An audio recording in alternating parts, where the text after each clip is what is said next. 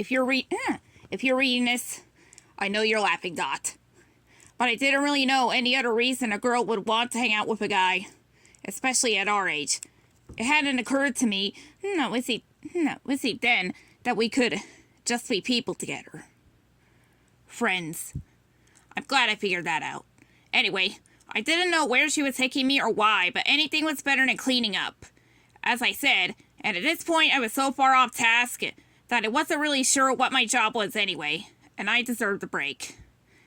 I was pretty good at making things make sense in my head that way. I followed her down the hall, turning this way and that until we came to the elevator. I felt such relief seeing it, that I forgot her for a moment that I wasn't heading back to the art department. I was totally thrown for a loop when the elevator started heading down instead of up. Where are we going? I asked. The cage we were in shook a little, and gears controlling the moving mechanism squeaked a bit too loudly. This elevator must have been one of the first of its kind, I thought. A historic artifact. A really slow-moving one. I don't want to spoil the surprise, said Dot matter-of-factly. Huh, I said out loud. I'd meant to think it. She turned around and narrowed her eyes at me with suspicion. What? What? Oh, nothing. Oh, no. You just don't seem... No, we see. Not like the type for go for mystery and games and stuff. I slowed down as I said it, as she stared at me. It felt stupid all of a sudden. I knew nothing about her. I just knew she looked practical. But looks could be deceiving. Not inaccurate, she said, unsquinting. But once in a while, you know, a surprise can be neat. Besides, it's hard to explain. Better to just see. Yeah. Sometimes words aren't enough, I agreed. She thought about that for a moment.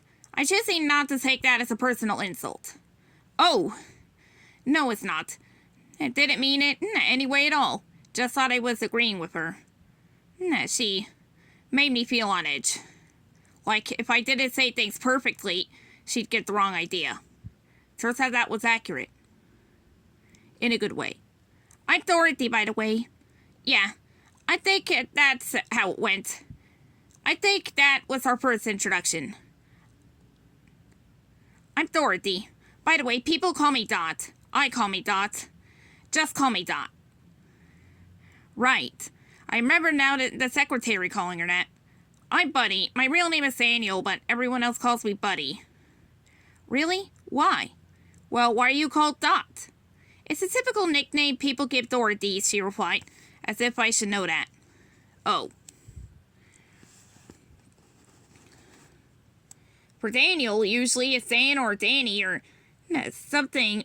Buddy is weird. That took me aback. I didn't really agree with her on that one. No, it's not. Anyway, it started as Little Bunny. Everyone in the neighborhood called me that.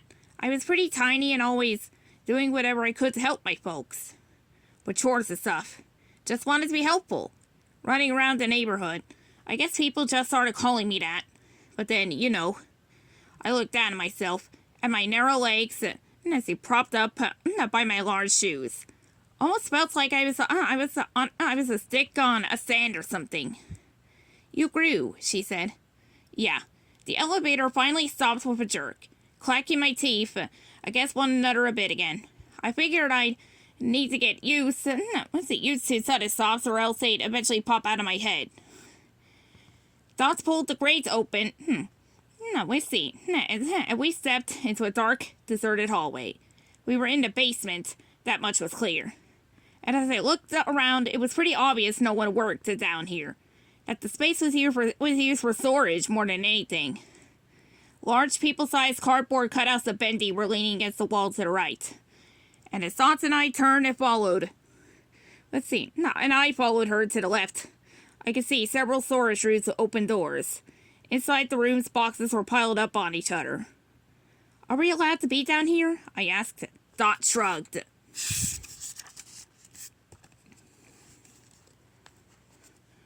I took that to mean no.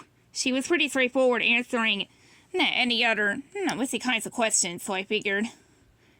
A shrug that didn't actually answer the question? Yeah, that was probably a no.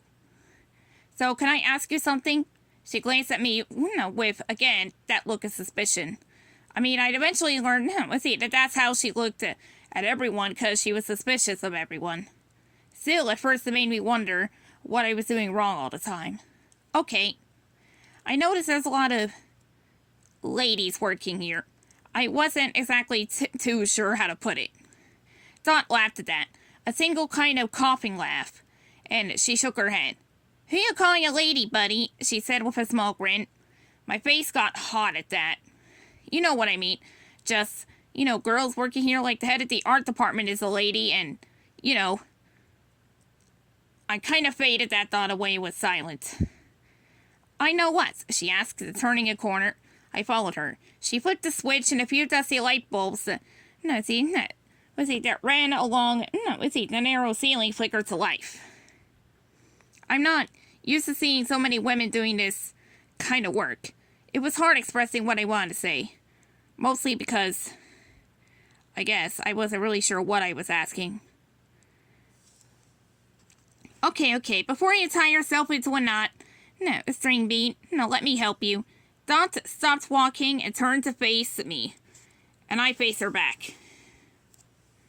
During the war, Mr. Drew, like every other employer, lost a lot of his staff, to fight the good fight. So, like a lot of other companies, he hired us ladies, as you put it. War finishes, not all the boys come back. And those that do, well, Mr. Drew liked their work. I think it surprised him at first, but then he realized he'd been ignoring a lot of talents without realizing it. Mr. Drew likes talents. He doesn't care what gender or age or color or class it comes in. Yeah, I nodded, thinking about my interview with him. Not that Mr. Drew actually knew if I had any skills. I hadn't drawn so much as a circle yet. Odd when I thought about it that way. Anyway, you get it. The guys who came back. But Mr. Drew didn't fire any of us gals. We worked together for a while. Some of the men stuck around. Others didn't much like being bossed around by women. So, we end up where we end up. With lady bosses. I got it now. Just bosses, buddy. Women aren't some strange, special boss breed. Just people, buddy. Just people. I nodded again. I knew that. I did. Dante looked at me for a moment. You're going to have to toss that whole outfit. It's destroyed. I looked down again at the black ink soaking through my shirt. Yeah, I said. I didn't want to think about it. That left me with only one utter good outfit of a shirt and trousers. Dot gave me a sharp nod and started walking again. I did too. She walked quickly, but her every two strides were one of mine. So I didn't exactly feel rushed. Even though I sort of knew, that I should be getting back to work. It was nice to have something, makes some kind of sense. It was nice to have a friend. Was she my friend? I wasn't sure. We finally stopped in front of a closed door. Dot glanced around in, and that definitely made me think what we were doing was not allowed. She pulled out a small brass key from within a deep pocket in her skirts and unlocked the door. Where'd you get that? Another shrug. She opened the door, turned on the light till we stepped inside. It was another storage room, but much bigger than the others we'd passed, which had been barely bigger than a closet. That being said, so much was piled up along all four walls that it gave the impression the space was much smaller than it was. In the middle were a couple of chairs and a table, and what looked like a bunch of those little dollhouses you'd see in the toy shop windows were laid out on the desk. My shoulder got caught against something sticking out, and I turned to look at it. It was a wheel. A wheel? That was when everything finally came into focus. It's interesting how the brain works. It can see all the things as one thing. You don't see the pieces, the individual component parts. You see a car. You don't see a windshield, doors, headlights. You see those second. After you've seen car. It's funny how, if you don't look for the pieces, sometimes you never notice them. The small individual things that make up the whole. The clues. The point was that I've just seen stuff, but now that I notice the wheel, I notice more. I noticed the wheel was attached to a small looking cart. And then I realized that it was a lot like the bumper cars at Coney Island. And then I realized that this wall was made of a stack of cars. And more than just that, there was a sign half hidden with light bulbs around it. I could read DY bumpers on it. I walked into the room and turned in a circle and noticed more things, like a black and white carousel horse and a cutout of Boris the Wolf, holding a platter with the word food, and an arrow. Amazing, isn't it? Asked Dot. I turned and saw she was standing by the table. What is all this? Well, let me show you, she said, pointing at the little doll houses. I pushed her at the table and realized then that they weren't doll houses at all. They were part of a small-scale model, which made a lot more sense. We both leaned down on either side of the table. I briefly glanced up, and the way Dot's nose and mouth disappeared behind a small model of a building. It looked like she was watching a giant... she was a giant watching a human flea circus. I glanced back down. I was hovering just above a tiny sign that read bendy bumpers. I peeked over my shoulder. Let's see, at the real thing. Hidden now in the shadows. I don't get it. Coney Island? I asked. Bendyland, she replied. Let's see.